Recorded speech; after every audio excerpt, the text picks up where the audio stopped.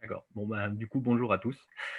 Donc effectivement, comme il l'a expliqué, aujourd'hui, on va pas, vous dire quel est le meilleur système de chauffage. Déjà parce qu'on l'a déjà dit plein de fois, mais il y a pas un meilleur système de chauffage plus qu'un autre. Dans les réponses que vous avez proposées tout à l'heure, de dire qu'il faut du 100 énergie renouvelable ou de dire qu'il y a pas besoin de système de chauffage, vous avez complètement raison. Pour autant, en Franche-Comté, des bâtiments passifs, même pas de système de chauffage égale quand même un petit système de chauffage qui vient faire un complément et un appoint. Et c'est quasiment plus problématique d'avoir un tout petit système de chauffage à piloter, à réguler et à faire fonctionner que d'en avoir, comme on faisait avant, car une chaudière de 40 kilogrammes qui tourne toute l'année. Donc en fait, on se rend compte que, au-delà du choix du système de chauffage, il y a des choix qui viennent derrière sur de la technique, de la distribution, de la régulation, de l'entretien, du pilotage, de la maintenance, qui sont aujourd'hui, presque plus problématiques que le choix de l'énergie en lui-même ou que le choix du mode en lui-même. Et donc c'est de tout ça que je vais essayer de vous parler aujourd'hui en condensé puisqu'on n'est que sur 40 minutes. Mais comme le pôle énergie après a des super formations, vous pouvez vous inscrire pour des réhabilitations réussies, on pourra éventuellement développer ces sujets, plus tard sur d'autres formations. On va parler des réseaux, d'équilibrage, de distribution, de circulateurs. Donc bon, ça c'est un petit point, je vais y passer très rapidement, mais les circulateurs ont énormément évolué justement pour répondre un petit peu aux évolutions aujourd'hui de la façon dont on se chauffe tout simplement, de la façon dont on régule les bâtiments. Typiquement, les pompes, elles ont dû s'adapter à l'arrivée, massive des vannes thermostatiques puisque c'est la première chose qu'on a commencé à mettre en place, dans les bâtiments d'habitation principalement. Mettre en place des vannes thermostatiques sur un réseau, ça a quand même une incidence, c'est que le réseau, son point de fonctionnement, bouge en permanence. Les vannes s'ouvrent, se ferment au besoin en fonction des apports solaires dans les pièces. On a même des régulations aujourd'hui avec des thermostats d'ambiance, des vannes de pilotage à l'entrée des réseaux, par exemple pour les appartements, on a des vannes à l'entrée de l'appartement et donc il faut voir qu'en chaufferie en bas, le réseau en fait il varie, entre, 10 et 100 en permanence, en fonction des réduits également, les réduits de nuit, les réduits de jour, l'occupation qu'on fait du bâtiment. Et donc, on s'est rendu compte assez rapidement que les vannes qui tournaient, en permanence, ça consommait énormément d'énergie. Hem, et puis d'une manière générale, ne se préoccupant pas finalement des pertes de charge de l'installation, était toujours réglé sur la même vitesse. G Généralement, on y reviendra tout à l'heure avec la question des contrats de maintenance, mais vitesse qui était souvent pas adaptée en fait, à l'installation. Et de plus en plus, les fabricants, se sont adaptés pour produire, déjà des pompes à vitesse variable, des pompes qui essayaient au moins d'avoir, ce qu'on appelle un mode de pression proportionnel. Sans rentrer très loin dans les détails, on a une courbe de réseau, une courbe de charge du réseau en fonction de l'ouverture des différentes vannes et on a une pompe qui essaye de s'adapter, et de réduire sa consommation et sa vitesse en fait, en fonction de la courbe du réseau. Donc ça c'est, le basique, et récemment, ces dernières années, on a vu, des nouvelles évolutions. Là, par exemple, j'ai pris la doc de chez Grundfos, mais vous avez la même chez Willow ou chez les autres. Des nouvelles fonctions d'un petit peu d'intelligence, intégrée aux pompes, avec les systèmes, type auto-adapt où, en fait, la courbe de pression proportionnelle est ajustée en permanence. La pompe essaye d'aller chercher encore des économies en restant pas forcément sur un seul point de fonctionnement, mais en ajustant son point de fonctionnement pour, vraiment s'adapter à toutes les ouvertures, fermetures de vannes de voie, vannes thermostatiques. Et puis encore plus récemment, des systèmes type FlowAdapt, où, en plus, elle va, surveiller le débit pour faire en sorte que le débit ne soit jamais, trop important, puisque c'est là encore une façon de gagner un petit peu quelques kilowattheures. Alors tout ça, c'est anecdotique, c'est simplement pour vous dire que si aujourd'hui, on met des pompes qui coûtent aussi cher, parce que, quelque part, de réintégrer du pilotage là-dedans, ça a quand même augmenté fortement le prix d'une pompe. Entre une pompe, basique, pour la même hauteur manométrique, une pompe basique qui ne s'occupe pas de tout ça, elle va être aux alentours des 500 €. Et une pompe un peu intelligente, ça peut monter jusqu'à 2 500 € la pompe. Donc c'est pas neutre, en termes de coût d'investissement au départ et donc c'est des choix qu'on a tendance à faire au début en se disant: «Bon bah là, il faut qu'on gagne un petit peu d'argent». On est souvent nous sollicités sur les projets et nous demander où est-ce qu'on peut, réduire un petit peu le budget, et souvent, quand on annonce le prix des pompes, oui forcément, les gens font un petit peu des bons. Mais il faut savoir que là derrière, voilà, il y a de la techno et surtout, l'idée c'est de faire en sorte que tout ça, ça soit autonome. C'est-à-dire qu'il n'y a pas des régulateurs externes qui pilotent les pompes pour adapter tout ça. Tout ça, c'est intégré dans la pompe. C'est pour ça qu'elles sont aussi chères. Mais c'est une économie aujourd'hui dont on ne peut pas forcément se passer, tout simplement parce que comme on l'expliquait tout à l'heure, quand on a fini de réduire, les consommations de l'enveloppe, on va dire que vous avez fait un super bâtiment, que vous êtes, pas loin du passif. Vous allez vous rendre compte que les consommations de vos auxiliaires de chauffage, de production, commencent à prendre une part importante, c'est de la production électrique, et qu'on peut toujours le compenser. On peut parler d'énergie renouvelable, rajouter du photovoltaïque pour dire, on va compenser les puissances de nos bouclages, de nos pompes. C'est une solution, mais on pourrait aussi se dire que si on veut un jour arriver au bâtiment à énergie positive, il faudrait que l'énergie qu'on produit sur le toit du bâtiment ne soit pas forcément gaspillée dans le bâtiment inutilement. Et donc, ça peut paraître fou, mais oui, il va falloir aller sur ce genre de choses, aller chercher les moindres kilowattheures électriques qu'on va gaspiller dans la production de chauffage et d'eau chaude sanitaire. D'autres petites évolutions, c'est un petit peu technique aussi, mais on a donc, pour régler une installation de chauffage, on a différents types de vannes qui nous permettent de le faire. J'ai parlé tout à l'heure de la vanne thermostatique, donc c'est celle qu'on retrouve sur le radiateur, qui permet d'ajuster la température de la pièce à la demande. Donc la vanne thermostatique, vous avez 1, 2, 3, 4, 5. Alors c'est assez flou, vous n'avez pas l'impression de savoir à quoi ça correspond en termes de température. Et bien souvent, cette impression, elle est due au fait que le réseau est aussi souvent mal équilibré. Là, si vous voulez, par exemple, vous avez mon petit schéma, là, c'est la doc fabricant qui dit que pour que la pompe assure une puissance, enfin que le radiateur assure une puissance de 1 kilowatt, 1 kilowatt, il faut que la pompe pour 0,1 bar, enfin, la pompe va délivrer 1 kilo, enfin, pardon, fatigue. Le radiateur va délivrer 1 kilowatt avec la vanne thermostatique réglée entre 3 et 4 pour une pression de 0,1 bar.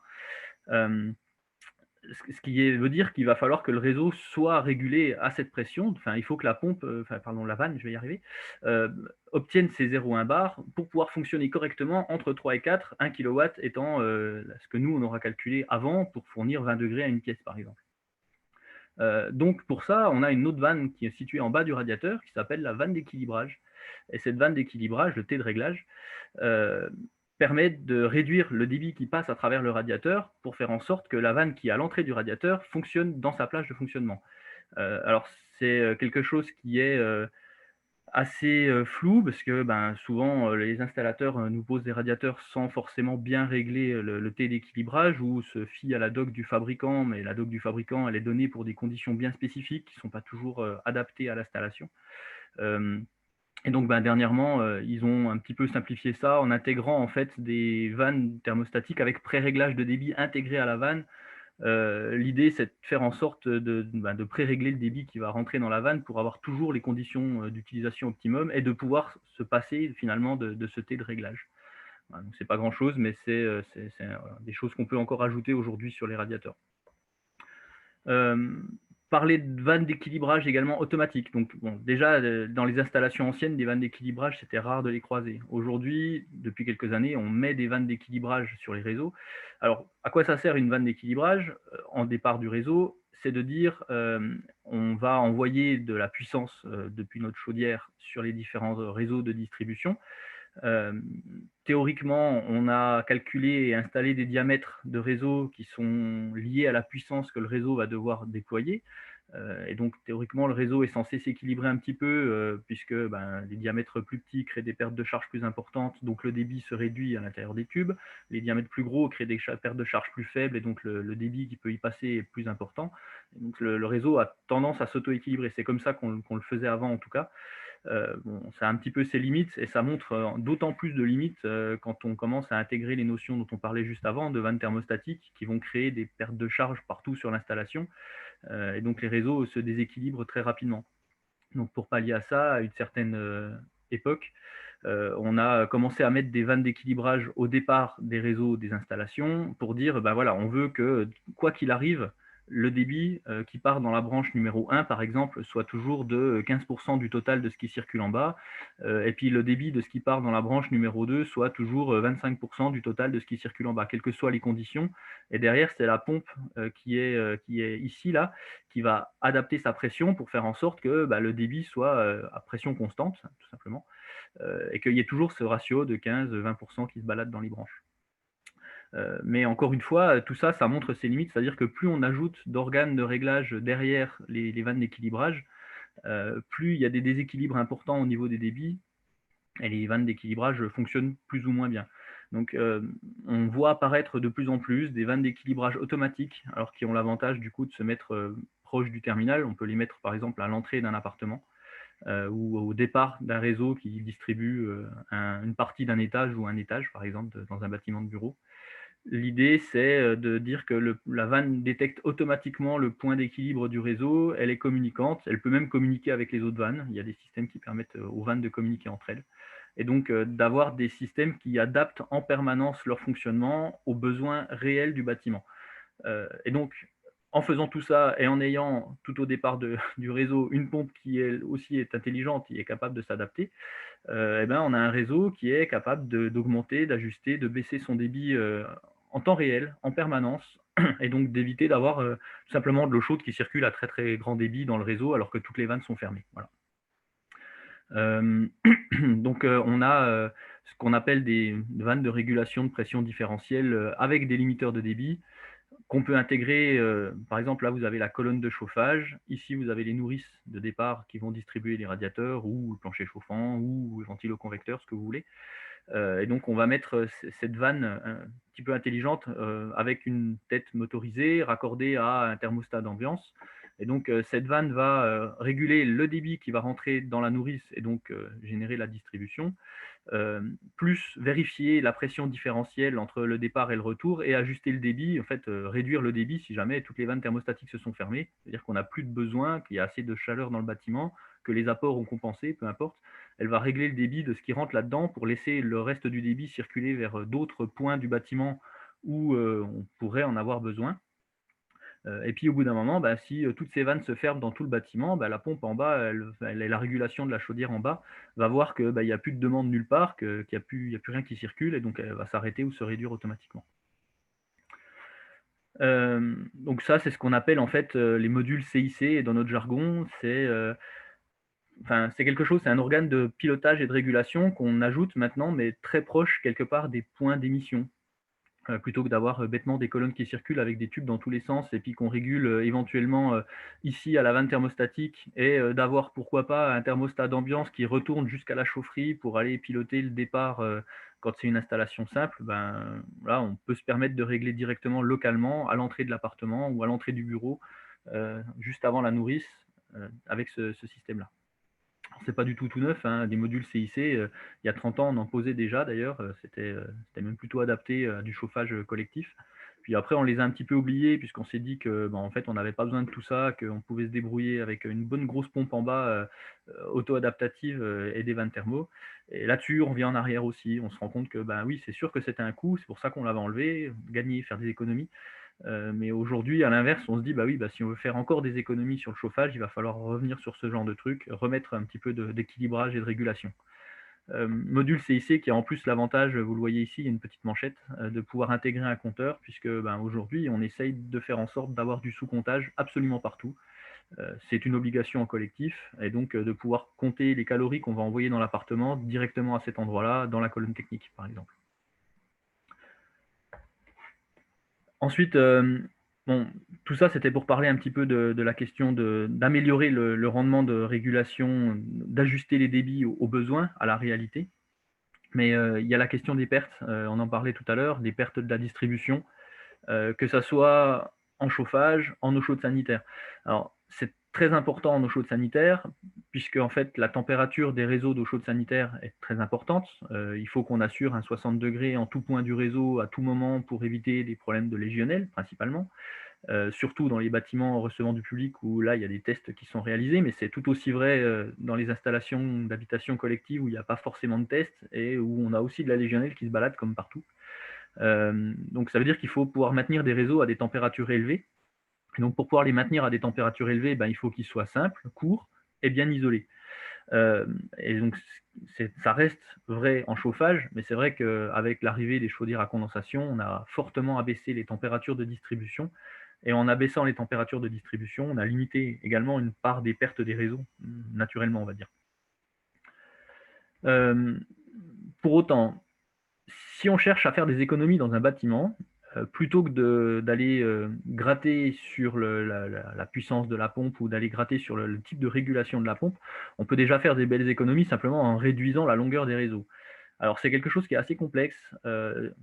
Si vous parlez de promotion immobilière, d'habitat collectif en promotion immobilière, c'est quelque chose qui est complètement impossible à entendre. Ce schéma-là où je vous présente des radiateurs qu'on ne va pas mettre sous les fenêtres, parce que ben, il y a plus besoin de mettre des radiateurs sous les fenêtres. On les a mis à une époque pour compenser les pertes liées à la fenêtre, c'est-à-dire qu'on avait un apport de froid important par le vitrage. Les vitrages étaient peu performants, les fenêtres étaient peu étanches à l'air, donc elles amenaient des infiltrations d'air importantes. On a ajouté en plus de ça des ventilations simple flux avec des entrées d'air au-dessus des vitrages, donc on rajoute encore des points d'entrée froids dans la pièce. Et donc pour combattre cet inconfort qu'on a créé, on met des radiateurs sous la fenêtre et qui vont générer une lame d'air chaude verticale qui va venir un petit peu compenser tout ça, limiter l'inconfort. Avec des fenêtres bien isolées, bien posées, une enveloppe bien étanche et des systèmes de ventilation qui sont plus forcément du simple flux. On voit aussi du double flux maintenant en habitation, même si ce n'est pas encore la règle. On parlera après du tertiaire où là ça devient la règle. On n'a plus nécessairement besoin de mettre des radiateurs à cet endroit-là. Alors pourquoi je parlais de promotion immobilière? Ben oui, dans ce cas-là, on se pose moins de questions. Une chambre en promotion immobilière, c'est 9 mètres carrés. Bon, ben, elle fait rarement beaucoup plus, hein, c'est 9 mètres carrés.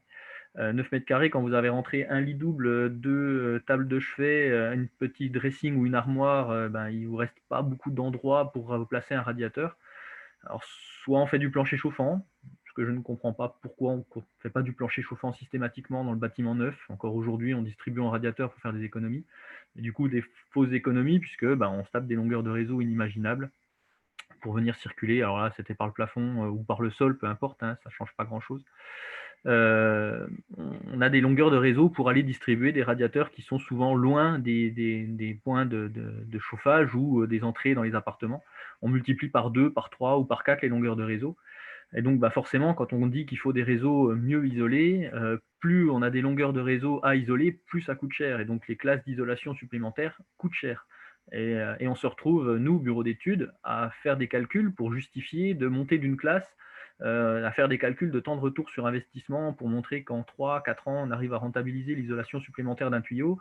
Puis après, on se retrouve à des réunions à négocier des espaces en fait, pour faire circuler nos réseaux, parce qu'on a isolé des tuyaux, très bien, puis après, bah oui, ça fait des diamètres importants, puis il faut arriver à les rentrer, et tout est optimisé au millimètre carré. Pareil, la puissance des pompes va être liée aux pertes de charge de l'installation, et les pertes de charge de l'installation, c'est des linéaires de tubes et des coudes. Donc réduire les linéaires de tubes, réduire les coudes, c'est aussi réduire la puissance des pompes, et donc réduire le coût total de l'installation. Donc il y a des tas de solutions. Je montrais tout à l'heure de ne pas mettre les radiateurs sous les fenêtres. Pour des bâtiments tertiaires, quand on circule en plénum, ben, on n'est pas obligé de circuler dans le plénum de chaque étage pour aller distribuer chaque radiateur. On peut aussi se dire qu'on circule dans un plafond bas ou dans un plafond haut, puis ensuite on distribue 2 étages directement avec des traversées de dalles. Ce qui va nécessiter dans certains bâtiments de devoir gérer des coupe-feux, c'est vrai, ça va venir rajouter d'autres problématiques qu'il va falloir gérer, mais avec des réductions extrêmement importantes sur le cuivre qui coûte quand même extrêmement cher, et d'éviter de se retrouver avec du PER partout ou du multicouche parce que on fait quelques économies sur le cuivre en n'ayant pas du tout la même durabilité dans le temps. Voilà. En eau chaude sanitaire, le problème est le même. J'étais encore ce week-end dans un bâtiment de Besançon qui a été rénové basse consommation, où la chaudière se retrouve à quasiment une quinzaine de mètres de la salle de bain. Alors oui, certes, la rénovation c'est compliqué, on ne fait pas toujours ce qu'on veut, c'est vrai.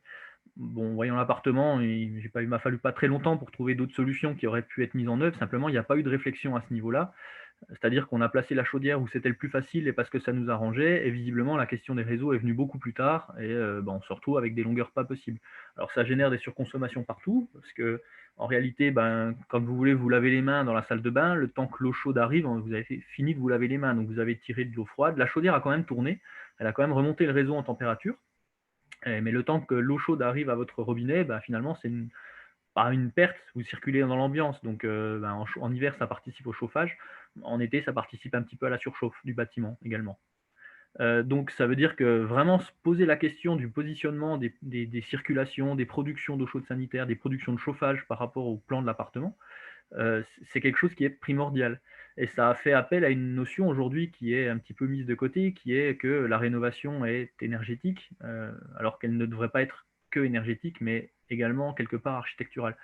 Si le bâtiment, enfin, dire qu'on a mis une chaudière à 15 mètres d'une salle de bain, c'est s'être fait mater quelque part par le bâtiment, alors que théoriquement, c'est à nous de plier le bâtiment à nos besoins. Mais ça veut dire aussi faire d'autres investissements qui peuvent être parfois plus lourds de réaménagement. Mais c'est des investissements qui vont améliorer le confort des usagers. Donc ce n'est pas des investissements qui sont nuls quelque part. Euh, voilà. Après, j'ai pas de réponse. Enfin, chaque projet est différent, chaque projet est particulier, chaque projet a ses contraintes. Et c'est pour ça que c'est important qu'on puisse y réfléchir en amont. Un problème qu'on rencontre aussi assez récemment en tant que bureau d'études, c'est qu'on est appelé de plus en plus tard sur les projets. C'est pas rare de voir les gens aller jusqu'à un APS sans nous, et puis de nous dire tout d'un coup, bon, bah voilà, on a déposé notre permis de construire, on a fini, on va attaquer l'APS ou on a déjà bien avancé sur l'APS. Ça serait sympa de venir nous conseiller, de nous dire quels seront les diamètres à mettre en place sur les gaines techniques, etc. D'arriver à ce niveau-là dans un projet, pour nous, c'est catastrophique. C'est-à-dire que les choix ont déjà été faits en grande partie, ce genre de discussion n'a pas eu lieu, et donc on se retrouve, nous, à faire du bricolage et de la couture, on va dire, toute la journée pour arriver à faire rentrer un système dans un bâtiment. On n'a pas les espaces techniques suffisants pour circuler, on n'a pas assez de place dans les chaufferies, on a des réseaux qui circulent un petit peu n'importe où. Euh, voilà, c'est pas du tout optimum, et on se retrouve à faire des rénovations qui sont censées être des rénovations basses, où on a encore une part importante de pertes qui sont liées simplement à des problèmes de conception qu'on aurait peut-être pu éviter si on avait été là dès le départ. Alors c'est toujours pareil, c'est pas anodin. Pourquoi est-ce qu'on arrive aussi tard dans les phases en conception? C'est simplement qu'on a des honoraires et que plus on participe à des réunions, plus nos honoraires sont importants. Et donc du coup, pour faire des économies, on rogne sur les honoraires des équipes de conception. Et donc en rognant sur ces honoraires, on crée des nouveaux problèmes, ou en tout cas on n'en résout pas. Et ça peut parfois, si on fait un calcul de coût global sur le bâtiment, ça coûte beaucoup, beaucoup, beaucoup, beaucoup plus cher sur la vie du bâtiment que ce qu'aurait coûté notre présence à 2 réunions, par exemple.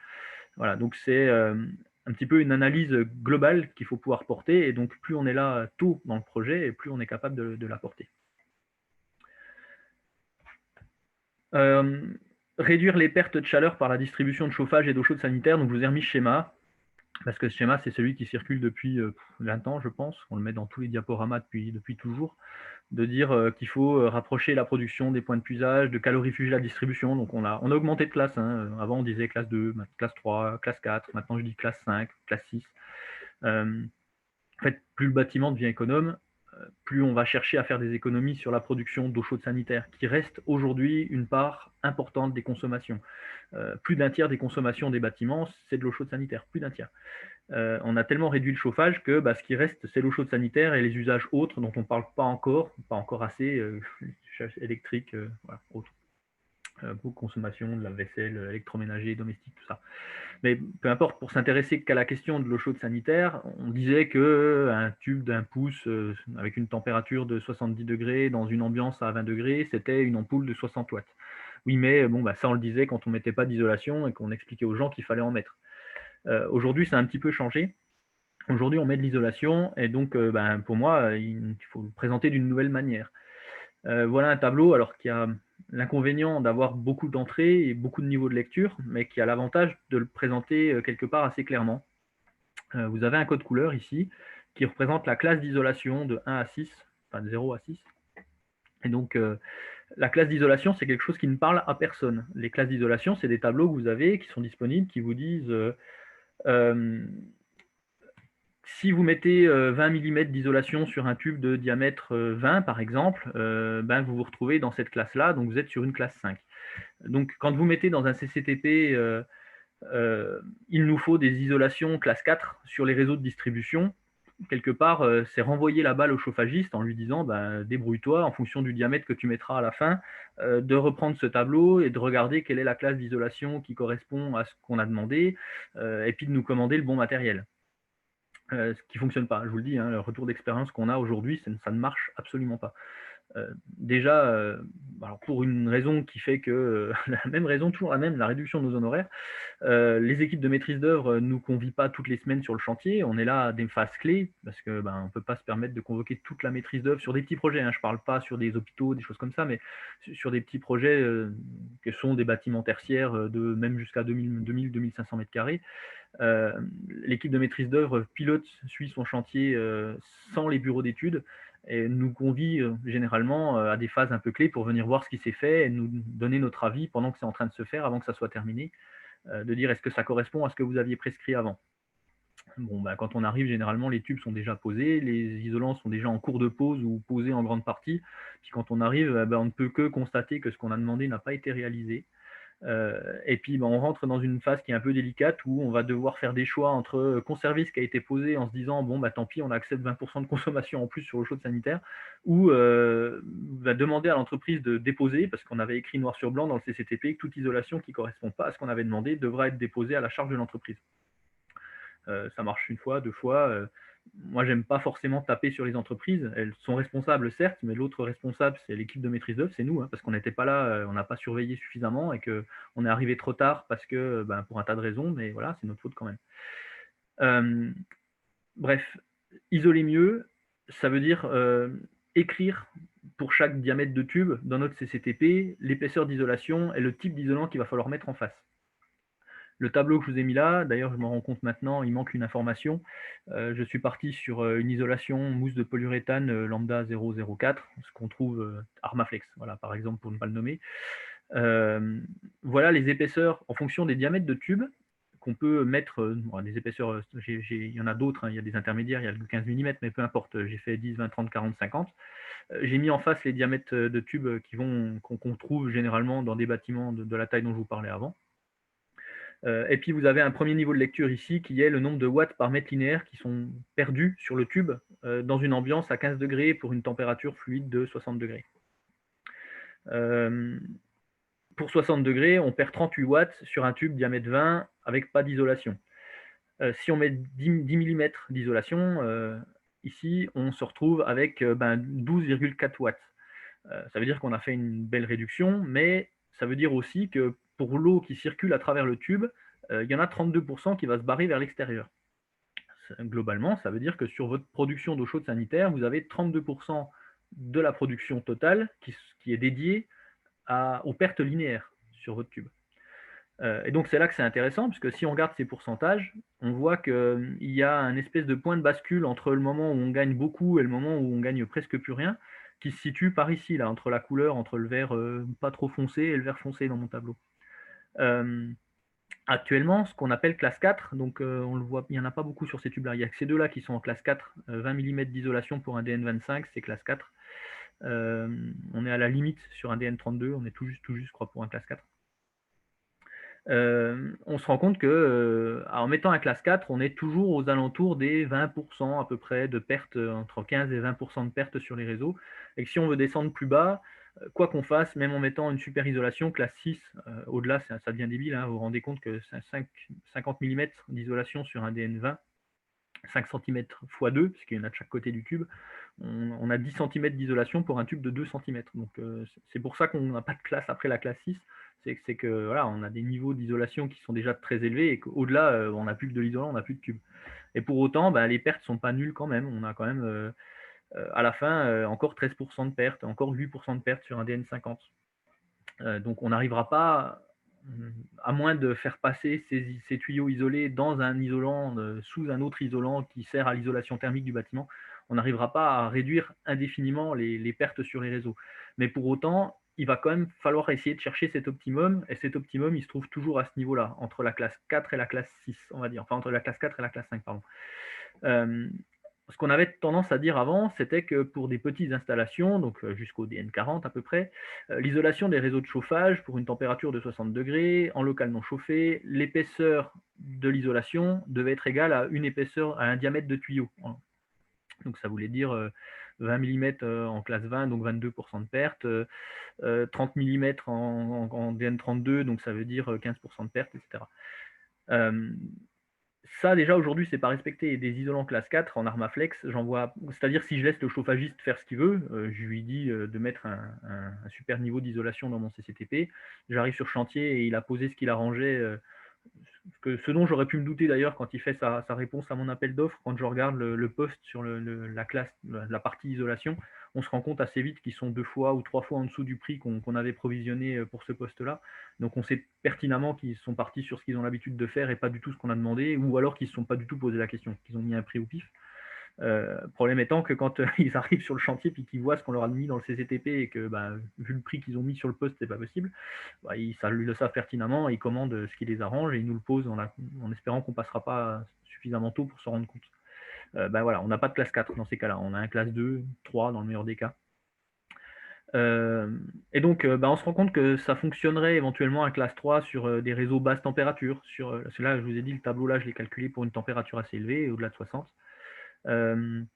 Sur des réseaux basse température où les chaudières ont tendance à partir aux alentours des 40 degrés, 40-45 degrés sur l'année. Entre 3 et 4, on arrive à faire le travail, on arrive à avoir des niveaux d'isolation importants, enfin en tout cas qui limitent aux alentours de 15-20% les consommations des réseaux. Et que sur de l'eau chaude sanitaire, où on a des températures compris entre 60 et 70 degrés, on verra tout à l'heure les 70, bah là, classe 4, 5, voire même 6, hein, si vous arrivez à 70 degrés, il faut partir sur des classes 6, sinon on a des pertes qui sont extraordinaires. Donc on perd tout l'intérêt de faire des réseaux, comme je vous expliquerai tout à l'heure, avec des trains de chaleur ou autres. Voilà. Et puis il y a la question aussi de l'isolation durable des réseaux, parce que c'est bien de les isoler, mais ce qui serait bien aussi, c'est que ça tienne un petit peu dans le temps. En termes d'isolation de réseau, vous avez plein de technologies, mais il y en a deux majeures qui restent aujourd'hui. C'est celle des coquilles isolantes, donc c'est des morceaux de laine de roche, généralement préformés au diamètre du tube, par-dessus lequel on vient rajouter une coquille aluminium ou PVC. C'est quelque chose qui est extrêmement durable dans le temps, puisqu'en fait, vous avez quelque chose d'extrêmement rigide. Donc à moins d'aller mettre des coups de couteau dedans ou de, je sais pas, de faire circuler un meuble en dessous puis de tout arracher, il y a peu de chances que ça ne tienne pas dans le temps. On est sur des systèmes qui sont clipsés, fermés par des morceaux de fil de fer généralement, ou des accessoires métalliques qu'on peut plier pour venir garder la forme définitive de l'assemblage. L'autre technologie, bah, c'est l'Armaflex dont on parlait tout à l'heure. C'est des manchons de mousse en plastique, en polyuréthane ou ce que vous voulez, qui sont très faciles à poser puisque c'est des manchons qui sont fendus simplement, qu'on glisse autour du tube. Et ensuite, pour faire la jonction et fermer le tout, on rajoute des bandes de scotch ou alors on les colle sur le réseau, on les colle directement sur le tube avec des colles qui sont censées résister dans le temps à la chaleur. Moi, je peux vous dire que quand on réceptionne les chantiers, la moitié des tubes d'Armaflex sont déjà décollés aux embouts, c'est-à-dire qu'au niveau des endroits où le tube s'arrête, proche d'une vanne ou proche d'une pompe, proche d'un coude, d'un compteur, ce que vous voulez, les bandes de colle bah, se sont déjà un petit peu barrées, ou la colle qui est entre l'Armaflex et le tube, il n'a peut-être pas eu assez, je ne sais pas, mais en tout cas, c'est déjà en train de s'ouvrir. Et donc, quand la réception, c'est quand même quelques mois après le chantier, généralement moins de 2 mois après l'installation des réseaux, que ça commence déjà à se décoller, on peut se demander clairement qu'est-ce qu'il en sera dans 20 ans. Et puis, je peux vous garantir que c'est pas le genre de truc qui est repris autant des équilibrages, des embouages, des choses comme ça, les gens le refont régulièrement dans la vie du bâtiment, mais l'isolation, une fois qu'elle a été posée, bah, il y en a des petits bouts qui disparaissent, puis ça ne pose de questions à personne. Euh, et tout à l'heure, les pertes que je vous annonçais, c'est en considérant que le tube soit parfaitement isolé sur toute la longueur. C'est-à-dire que partout où vous avez des petits points où il manque de l'isolant, ben, on revient aux 38 watts au départ. Et donc la perte globale sur le réseau, en réalité, elle est bien plus importante que la valeur que je vous ai montrée dans le tableau tout à l'heure. Typiquement, ce qui me gêne avec l'Armaflex, ben, c'est ça. C'est-à-dire que quand vous arrivez au point singulier de l'installation, vous avez des photos sur des chantiers qu'on a déjà eus, bah, vous n'avez plus rien parce qu'en fait, c'est pas prévu pour. Et alors sur cette photo-là, c'est même carrément magnifique, c'est-à-dire qu'on avait demandé dans le CCTP des kits de départ pré-isolés comme ceux que vous avez à droite sur la photo là.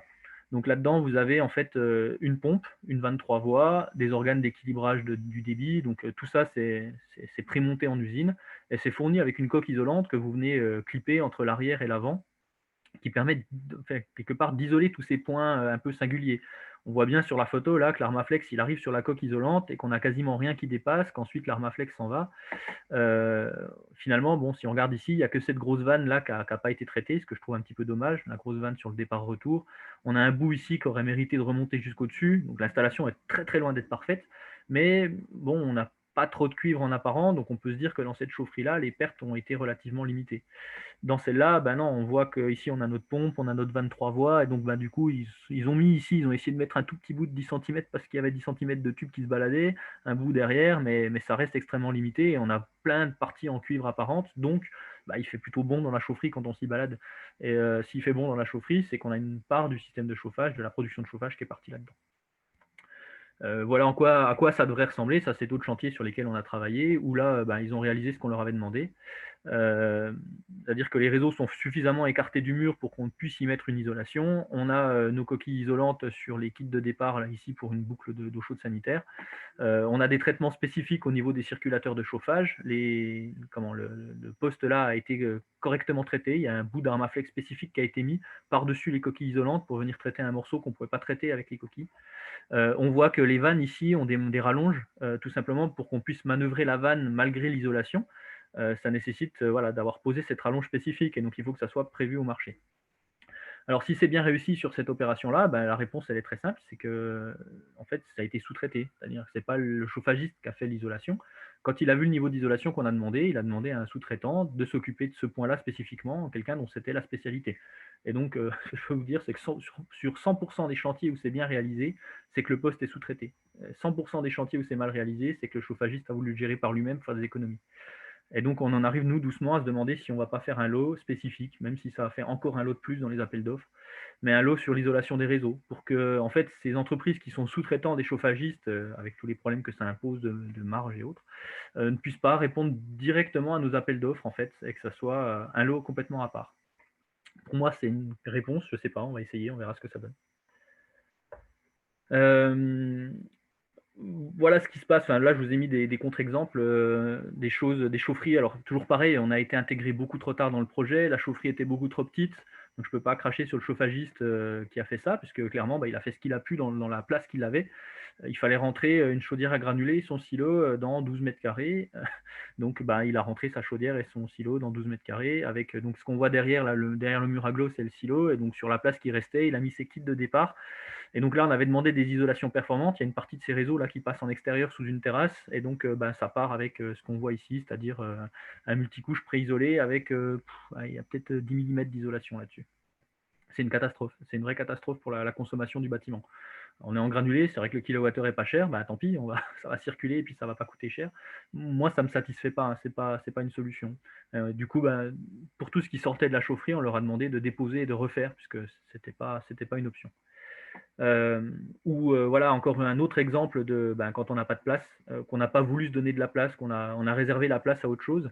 Bah là, vous avez une colonne où il y a tout le comptage qui est obligatoire aujourd'hui à mettre en place sur des appartements. De mémoire, il y avait 8 appartements dans ce bâtiment.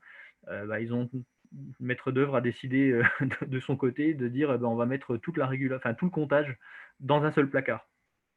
J'aimerais pas être le technicien qui va devoir relever ce genre de truc. D'autant plus que quand on est arrivé là, il nous avait repéré les réseaux, les différents appartements avec des scotch directement fixés sur Armaflex. Je leur donne environ 1 an de durée de vie. Encore, je suis vraiment sympa. Donc ça veut dire qu'un an plus tard, on ne sait plus quel tuyau va où et donc quel compteur relever pour aller à quel appartement. Et puis on voit bien que là, ils ont isolé comme ils ont pu, c'est-à-dire que la colonne est isolée, mais forcément, il y a des points de détail absolument partout, et donc c'est impossible d'isoler. Donc il fait une chaleur pas possible dans ce placard. On a les réseaux de chauffage et d'eau chaude sanitaire qui viennent de la chaufferie qui passent ici. Donc un très mauvais exemple, ce qu'il ne faut absolument pas faire. C'est pour ça qu'il faut le montrer, je pense. On peut aussi aller gratter sur des ballons. Les ballons à très haut niveau d'isolation, c'est pareil, c'est anecdotique, mais il y a 10% des pertes du ballon qui se barrent vers le bas, et des ballons avec des manchons, enfin pardon, des tampons d'isolation sous le ballon, il n'y en a pas. On a bien du mal de trouver des fournisseurs qui nous le proposent par défaut. Ça se termine souvent que l'entreprise finit, parce qu'on a gueulé 10 fois sur le chantier, à nous injecter un coup de mousse polyuréthane sous le ballon pour nous faire plaisir. Mais c'est pas ça. Normalement, dans le CCTP, on n'avait pas demandé ce ballon-là, on avait demandé un ballon où le fabricant fournit directement le morceau d'isolation qui va venir se mettre sous le ballon. parce que bah oui, il est posé sur une dalle qui est à 12 degrés toute l'année, puis l'eau dans le ballon elle est à 60-65 degrés, donc bah forcément la perte de chaleur ici est importante. Et ça fait partie encore de là où on peut gratter. Donc on fait des bâtiments performants, mais on fait des systèmes qui ne le sont pas. Voilà. Et puis ensuite, la question de l'eau chaude sanitaire, pour moi, il y a surtout est-ce qu'on en a besoin. Là, on parlait de logement, donc bah, la question de l'eau chaude sanitaire ne se pose pas en logement, il en faut. Par contre, en tertiaire, typiquement dans des écoles, est-ce qu'il y a encore besoin d'avoir sur tous les lavabos de l'eau chaude sanitaire? Alors, ça me pose problème parce que du coup, ça nous fait des bouclages qui tournent été comme hiver, même si les écoles sont plutôt fermées en juillet-août, en permanence, finalement, pour de l'eau chaude qui ne va servir qu'à se laver les mains. Et alors, quand on a des bouclages, surtout dans des blocs sanitaires, souvent, on met des prestos, enfin des robinets temporisés pour limiter la consommation d'eau qu'on tire au robinet. Bah, encore une fois, on a quasiment fini de se laver les mains quand l'eau chaude arrive au robinet. Et donc, bah, encore une fois, on a fait circuler de l'eau chaude dans le tuyau et on a perdu une quantité énorme d'énergie pour ne presque pas l'utiliser. Donc, il y a tout un tas de solutions. Moi, je ne suis pas super favorable au chauffe-eau électrique et pourtant, pour moi, c'est une super solution d'avoir un petit ballon sous évier, si ça représente que quelques éviers dans le bâtiment où on dit que là, il y a besoin. Dans une école, par exemple, dans une maternelle, on a besoin de laver, il y a des pipis, il y a de la peinture, il y a des activités manuelles, on a besoin d'eau chaude. Donc on peut se permettre de dire on met une petite production locale au niveau du ou des lavabos qui ont besoin réellement d'eau chaude, et puis que tous les lavages de mains avant le périscolaire à midi, à la cantine, tous les lavages de mains après un pipi dans les sanitaires collectifs, eh ben, il n'y a que de l'eau froide, et ça suffit. Pour la plupart du temps, ça suffit largement. Il y a d'autres solutions, quand on n'a vraiment pas la place pour mettre des ballons, on peut mettre des mini-productions instantanées. C'est des résistances électriques assez puissantes qui chauffent de l'eau en instantané, qui ont pour moi le gros inconvénient d'éclater fortement l'abonnement électrique du bâtiment, parce que quand on a 3-4 kilos qui se baladent sur chaque truc comme ça, qu'on va balader sous 3, 4, 5 éviers, on se retrouve vite avec des puissances énormes pour des appels de puissance extrêmement courts. Et du coup, ça oblige à gérer des foisonnements ou des délestages pour éviter de partir sur des tarifs jaunes, parce qu'on a mis un truc trop puissant quelque part.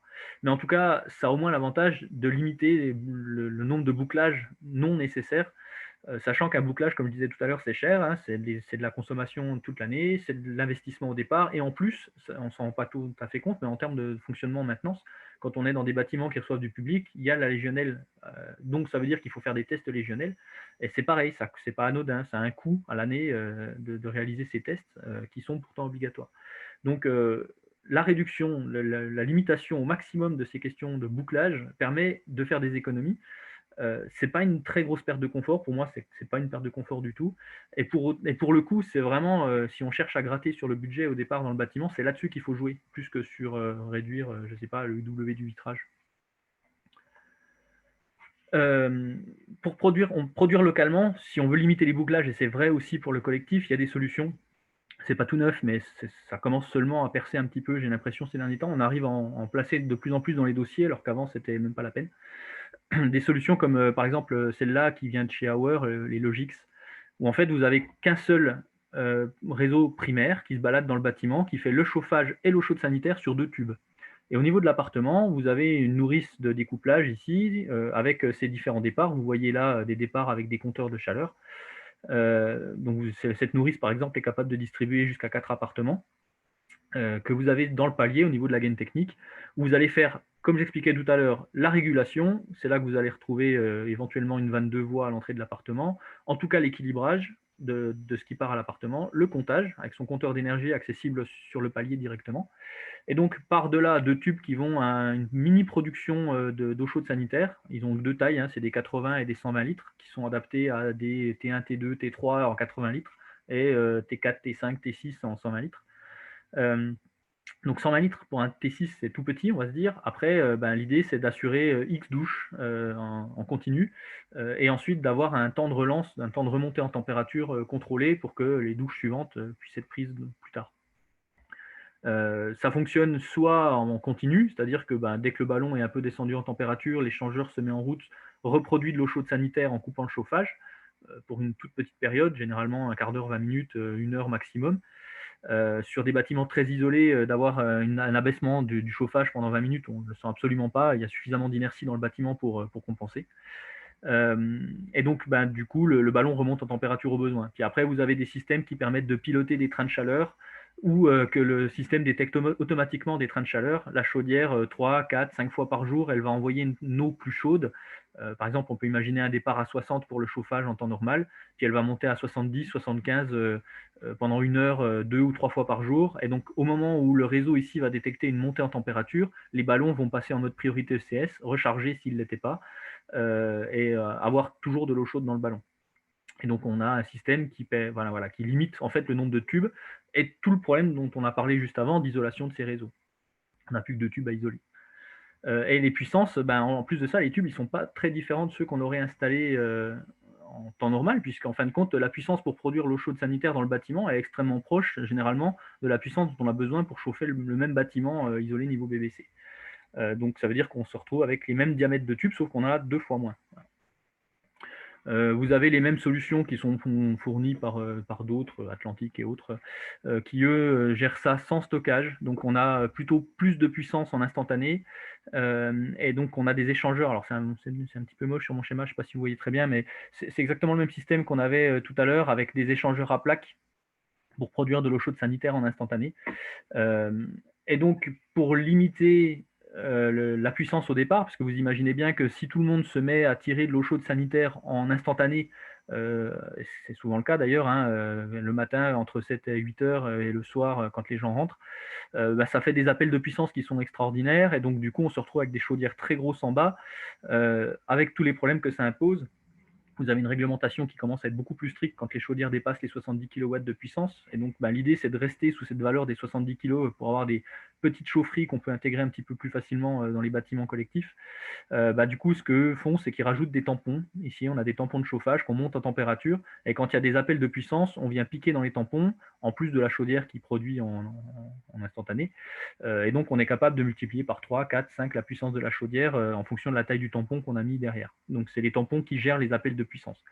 On est en train de faire une étude là en ce moment pour Neolia, où on essaie de comparer un petit peu toutes les solutions entre le bouclage qu'on aurait mis classique, les systèmes que je vous ai montrés avant avec les Logix, les systèmes chaudières individuelles et puis ce système-là.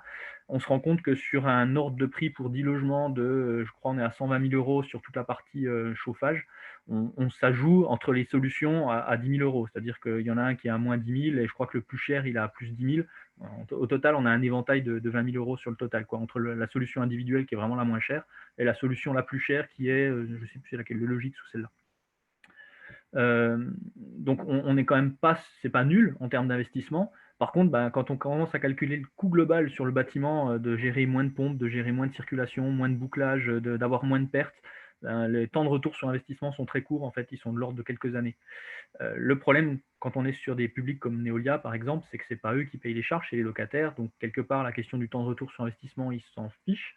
Ce qui va les intéresser, c'est de la gestion locative simplifiée. Et donc, on est sur des systèmes qui ne sont pas plus difficiles à maintenir que de la chaudière individuelle au final. Mais par contre, sur voilà, des copropriétés, la question est un petit peu différente, puisque là, chacun paye son énergie et annoncer qu'on peut avoir des temps de retour sur investissement très courts sur des investissements aussi lourds, c'est pas neutre. Ensuite, on va passer sur toute la question régulation. Là, je vous ai mis un schéma d'une régulation type, on va dire, d'un bâtiment, peu importe le type de bâtiment, où vous allez avoir plusieurs chaudières, parce que la mode, c'était de mettre plein de chaudières. S'il y en a une qui tombe en panne, du coup, on a de la sécurité sur l'autre chaudière. Puis, ça permet aussi d'avoir des modulations plus importantes. On a des brûleurs aujourd'hui qui modulent pas mal, hein, sur des chaudières gaz typiquement.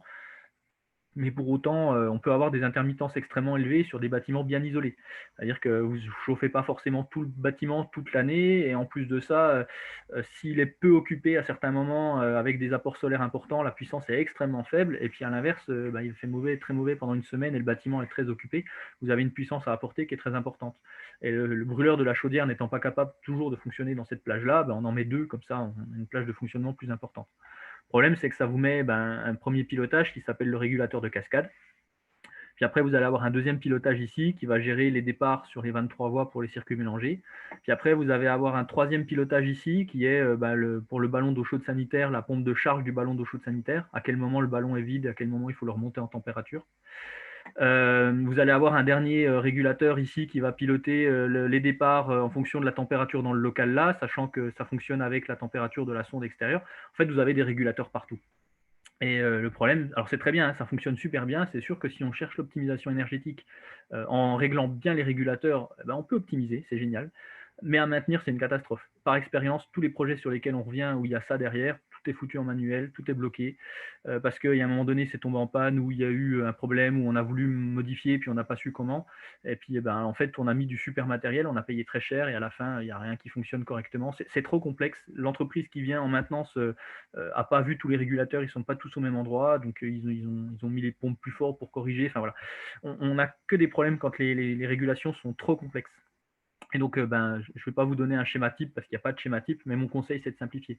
En mettant des systèmes de production d'eau chaude sanitaire décentralisés, comme je vous l'ai montré là, ben, vous économisez toute la régulation de l'eau chaude sanitaire, puisqu'elle est intégrée au terminal dans l'appareil.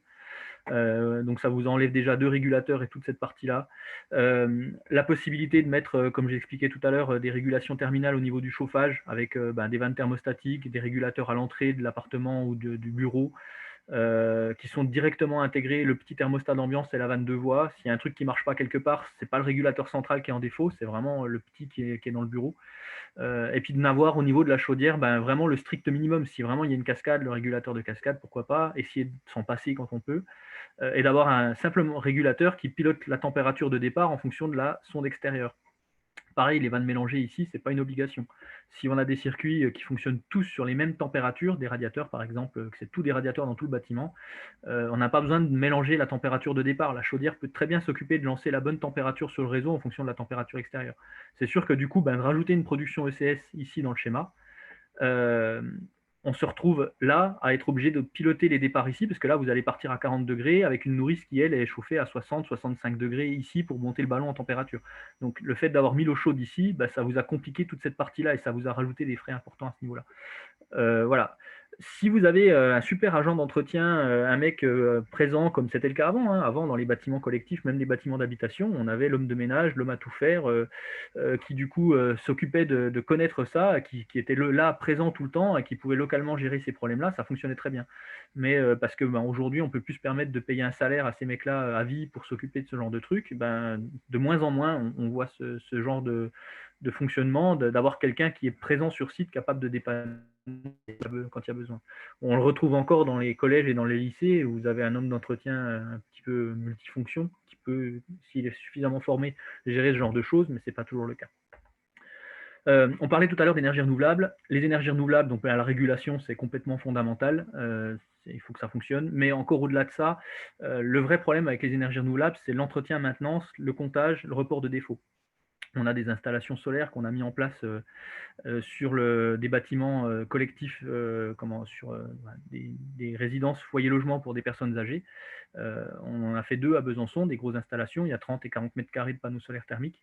On se rend compte, il y en a une qui fonctionne très bien, on n'a jamais eu de problème dessus et c'est pour ça qu'elle fonctionne très bien, il n'y a aucun souci. Puis il y en a une autre qui nous pose plein de problèmes, qui sont complètement indépendants de notre volonté. On a eu par exemple là au mois de mars une soudure calachée dans la toiture sur le réseau, donc une soudure là-dedans, hein, dans les tubes que vous voyez ici, qui sont isolés, tout pris dans l'aluminium là. Donc le problème d'avoir bien isolé ces réseaux, c'est que identifier la fuite, ça a été assez long, ils ne s'en sont pas rendus compte tout de suite. Et donc, du coup, ben, ça n'a pas produit depuis le mois de mars. Mais on était conscient de ça, parce qu'en fait, on avait des alertes. Ça nous a prévenu tout de suite que le système s'était mis en panne. Et donc, bon, c'était le confinement, IMI ne pouvait pas forcément se déplacer, ils n'étaient pas forcément qualifiés, ceux qui sont venus pour trouver la panne tout de suite. Ça, c'est tout un problème sur la question de qui entretient le projet. Mais pour autant, on le savait, le maître d'ouvrage et nous avons été prévenus très rapidement que le système était tombé en carafe. Sans ça, ben, vous avez une super chaudière gaz en bas, hein. C'est notre système là que vous voyez. Là, vous avez 2 ballons tampons où il y a l'eau chaude sanitaire qui est produite dessus. Ensuite, ça part dans un 3e ballon qui sert éventuellement de décharge solaire. Quand ces 2-là sont pleins, on vient encore recharger celui-là. C'est ce qu'on appelle un tank in tank. Donc, vous avez un tampon chauffage qui produit de l'eau chaude sanitaire avec un réservoir. La chaudière qui est là derrière, là, il y a un échangeur supplémentaire que vous ne voyez pas, il y a une chaudière gaz là derrière, elle est très largement capable de produire le CS quand il n'y a pas du tout de soleil. Donc ça veut dire que là, quand l'installation tombe en panne, ça produit de l'eau chaude, les occupants ne voient pas la différence.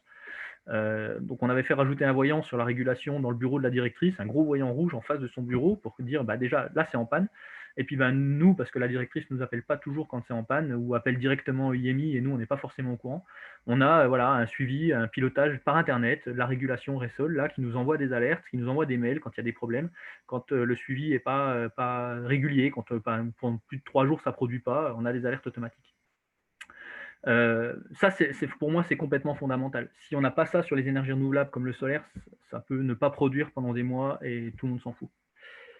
Et donc, ça nous emmène à la dernière diapo, qui est la question de contrat, maintenance, entretien, suivi des installations, qui est donc du coup fondamental. C'est-à-dire qu'il faut, quel que soit le type, quelle que soit l'énergie, que ce soit du solaire ou n'importe quel système de chauffage, prévoir, ce qui est la base de tout contrat, une visite préventive par an sur l'installation. Dans le cadre du solaire, ben voilà, d'avoir un suivi des performances, c'est-à-dire que les alertes aujourd'hui, elles arrivent chez nous. Moi, j'aimerais bien qu'elles arrivent chez IMI et que du coup, ça déclenche automatiquement des visites en cas de panne ou de dérive des performances. Parce que là, pour l'instant, ben, c'est nous, quand on voit l'alerte, on appelle le maître d'ouvrage qui du coup appelle le IMI, c'est très gentil. On n'est pas forcément payé pour ça pendant des années.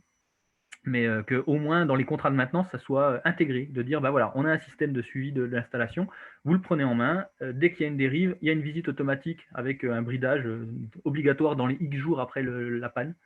C'est des visites qui pour moi sont appelées des dépannages, qui sont facturés en plus du contrat, c'est-à-dire que c'est pas forcément, l'entreprise ne peut pas s'engager sur un nombre de pannes qu'il va y avoir à l'année, donc c'est forcément quelque chose qui est facturé à part, avec des travaux éventuels qui peuvent faire l'objet d'un devis, mais il faut que ça soit écrit dans le contrat absolument. Il existe des choses sur le solaire, comme ça, la garantie de résultats solaires pour des installations plutôt assez grosses. Réglementairement, c'est 20 mètres carrés. Dans les faits, on le fait plutôt au-dessus de 50 mètres carrés parce que c'est un surcoût qui est quand même pas négligeable. L'idée, c'est de rassembler autour du contrat, là, pour le coup, le bureau d'études, l'installateur, le fabricant, l'exploitant. Du coup, tout le monde est payé pour faire ça. La garantie rémunère le travail qui va être mené par tous ces gens-là.